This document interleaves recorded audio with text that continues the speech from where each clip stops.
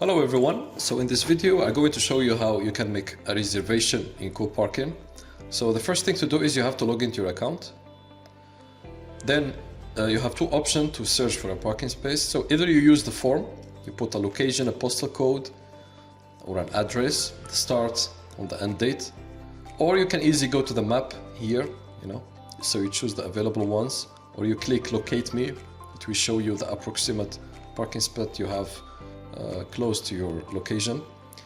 So here in this example we choose this one. This one is only for testing purposes. The other ones are for real users.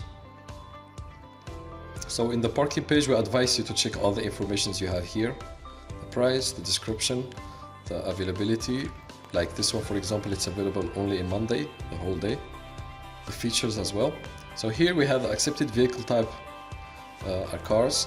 The access, this private access means that you will receive a PIN or a code by your email.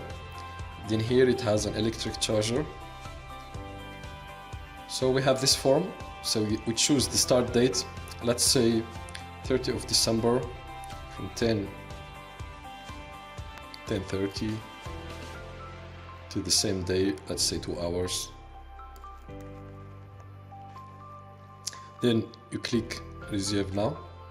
So here you have a quick overview about your booking informations: the address, the start date, the end date, then the duration. Then you have the subtotal, then the fees of the platform. So this part is really important because you have to add your vehicle, so the parking owner will know which vehicle is coming to his parking space. So let's just make an example here. I'm a fan of Mercedes, so put Mercedes 280. The color, let's say blue. License plate, make a random one. So here in the payment you have two options. So either you choose the credit card or Twint.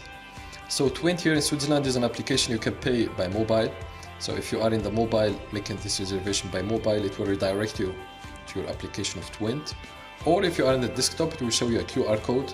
You will easily scan it, then the payment will be successfully passed. So in our situation we will try the credit card. Then you click confirm and pay.